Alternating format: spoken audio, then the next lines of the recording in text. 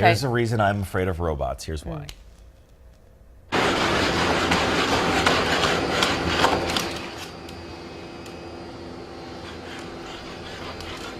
All right, so you're gonna watch this robot. His buddy can't get through the door. So another one comes in with an arm, sticks his leg in the door, holds it for his friend. Boston Dynamics posted this video to YouTube yesterday. The company's mission is to build the most advanced robots on Earth with remarkable mobility, agility, dexterity, and speed. Nightmare-inducing powers are just a bonus.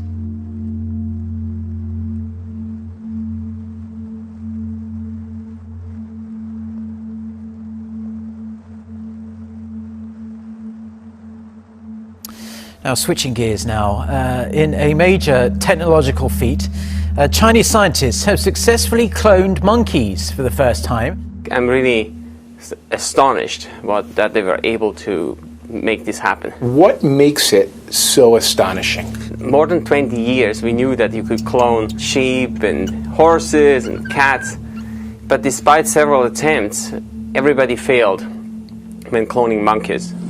There has been a big scientific breakthrough that may bring the world one step closer to cloning humans. The barrier of cloning primate species is now overcome. In principle, any primate, including human, can be cloned. 22 years ago, Dolly the sheep became the first mammal cloned from an adult, followed by nearly 24 more mammals, including dogs, cows, and pigs. Scientists have cloned dogs, cats, pigs, cows, embryos. It's not super efficient, this monkey thing. I think they did... This monkey business? This monkey business? Okay. Get out of here. I think they said it took hundreds of eggs. Yeah, I think it was like 127 and they got 2 working eggs out of it. Wow. Yeah, that's not great, but they still got 2, right? Sure. Are we creeped out by this or are we excited by the possibilities? Yes. Right? What is the end game? I know people say they don't want to clone humans, but you think about, I don't know, the black market. Maybe there would be like some rogue nation state that wants to clone a whole army. I'm serious. It's crazy stuff. But the People for the Ethical Treatment of Animals, or PETA, are calling it a, quote, horror show, a waste of lives, time. By the time I'm going to be able to have children, I'll even be able to decide the height, the intelligence, and any desired trait. This sounds like a dream, doesn't it? Being able to design your perfect child. Actually, being able to design generations and generations. But who is giving consent to this? Certainly not the unborn baby. Is there a chance down the road that people, I want everybody to be blonde-haired and blue-eyed? There is a chance down the road. And again, it's sort of like saying, should we not develop surgery because someday you'll be able to have your nose fixed, when all the time through we've been taking out appendices and saving lives. So it's just a matter of degrees. So yes, it will come to that. We're actually beginning that now, and we're going after eye color. We have the technology to play God, to mess with nature. It's called CRISPR. What a funny name. With CRISPR, we can cut out undesired parts of DNA and replace them with arbitrarily generated desirable traits. Does it still sound like a dream? So that's a big, big deal.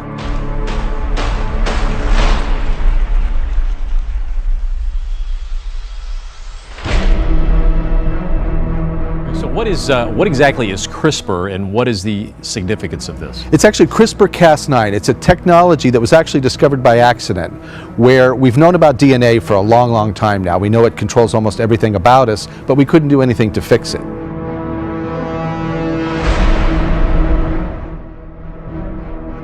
I think a couple months ago, Wired magazine wrote that CRISPR had, quote, done for biology what the Model T Ford did for manufacturing. It democratized access to a revolutionary technology. So to be clear, at this point, we're still talking about a technology that's, relatively easy to use if you're a student in a lab, not just a guy on the street. But still, it means that a lot more people can now do gene editing. And that trend is probably only going to continue. Whether we want to stop that is probably moot. At this point, the genie is out of the bottle. This reality seems far away, almost as if it was a post-apocalyptic movie plot. But It's actually closer than what you might imagine. Experimenters in China have already tested this technology on human embryos. Now, it did not go too well, but these are only the early stages of the trial. This is a big deal. It's a big, big deal, perhaps one of the biggest deals in the last century. But also controversial. Extremely controversial because, again, we can fix people, but we don't necessarily fix their children. In other words, they can pass these diseases on. This is the first time that we're making changes that can persist in the germline. So whatever changes we make is not going away. So we've got to be very careful about what's done. The first child born from IVF came to light a little over 40 years ago. And since then, 5 million children have been born through that technology. 5 million in 4 decades. That's a lot. So we're slowly treading our way towards the ultimate goal, which is fixing human beings and making things better.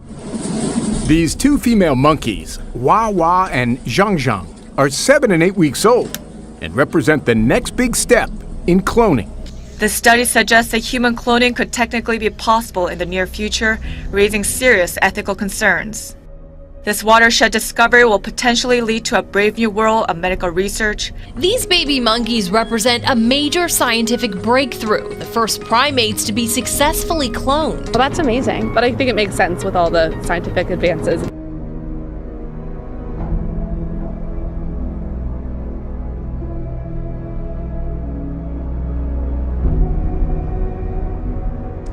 And speaking of things that we do want to keep an eye on, there's one CRISPR-based tool that I do want to talk more about because it's something that really has the potential to reshape our world, for better or worse, and that's a gene drive.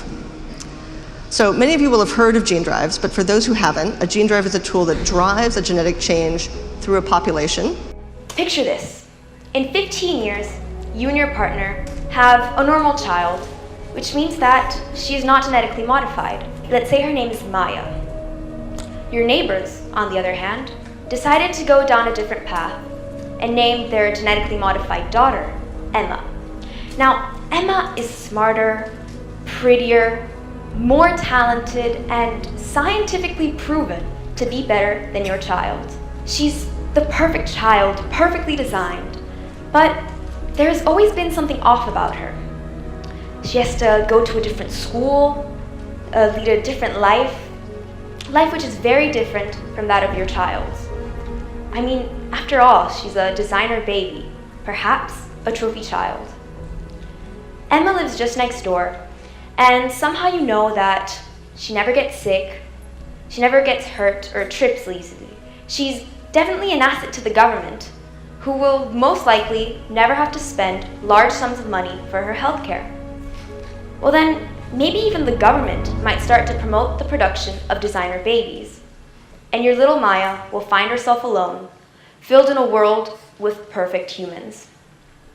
It wouldn't be the first time that the government controlled or tried to control childbirth, whether the number, the mental, or the physical qualities of the offspring. A modern example could be China's one-child policy. But I think that the most frightening example of eugenics was during the Nazi period. Hitler wanted a superior race, the Aryan race. He went through great lengths to achieve this, firstly by concentration camps, and then by sterilizing or executing individuals which he judged to be handicapped or cretins. Is this the world that you want your children to inherit? Is this what you want our race to become?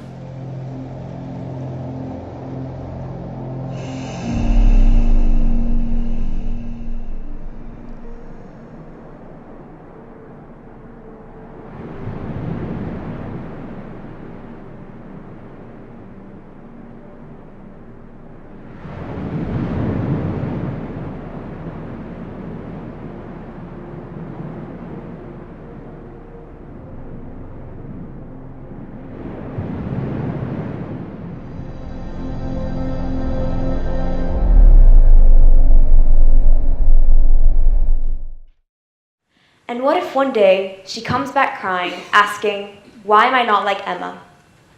All you know is that society has changed. Between your child and Emma, there's an abyss. A superior race has been born. and your child does not belong to it. It's time to ask ourselves really important questions like, who are we? What will we become, and who will decide? We should be able to challenge people and ask that question. What is it that makes you and me and every single person absolutely equal? What is equally true and constant and cannot be lost about us, which grounds all of our political convictions? And hopefully that leads to some good conversations. And John Polkinghorne was one of the leading quantum physicists of his time, remarkable professor. I'm sure you would know the name. And what I came to the conclusion about, ultimately it's not so much about the evidences, it's the willingness to go where the evidence leads.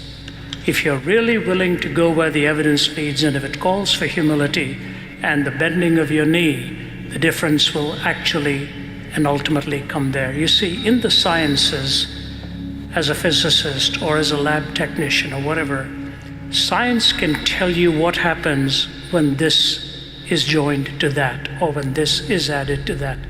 Nowhere in science does it tell the technician that they must tell the truth. That's not a scientific imperative, that is a metaphysical imperative. So immediately when you move from science into metaphysics, you come into the real world of why you love your children, why you wish to be loved, and why the truth matters.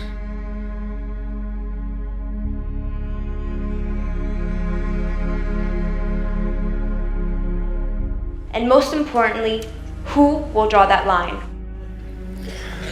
This is a question that I get really excited to speak to, because I think there's often this assumption that somehow science has disproved God, somehow science has buried God. You ask specifically the question of how you can get someone to believe in things that aren't physical in nature. Well, there are lots of things like that in science and also in philosophy, which you mentioned. Gravity, numbers, sets, propositions. Most philosophers today are actually not materialists precisely because of some of these reasons.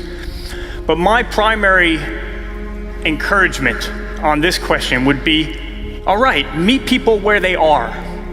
Let's start with the empirical then. Let's start with the sciences and let's ask that question. Has science pointed away from God? We speak from the objective viewpoint that life has intrinsic worth and intrinsic value, not extrinsic worth conveyed by state or society, but intrinsic worth. We talk so much about human rights, we have forgotten about the right to be human. And so your point is very well taken. I commend you for thinking about that. I just think you speak as one who has a coherent worldview as to why this issue is important, not representing an institution, but representing the absolutes that have built your life, the absolute of dignity, of essential value, of life, of marriage, of home, and of the future. Let me just take this one step further. The very basis of all science, the regularity of the universe, the fact that we can expect that in the next second and the next minute and tomorrow, gravity, for instance, is going to have exactly the same strength. Why do we just assume that? Somebody might say, well, that's the way it's always been. But that's not an answer, that's the question. Why has it always been the same? And why can we assume it's always going to be the same in the future with perfect regularity? I actually think on logic alone, you have no answer to that question. Einstein said the universe's incomprehensibility, the greatest incomprehensibility, is that it is comprehensible. Why do we have this regular universe that we can actually perform experiments on and discover scientifically? I think only God makes sense of that. And so bring that into the conversation. Maybe it's the case not only that science hasn't disproved God, but that only God proves science. I hope that's helpful.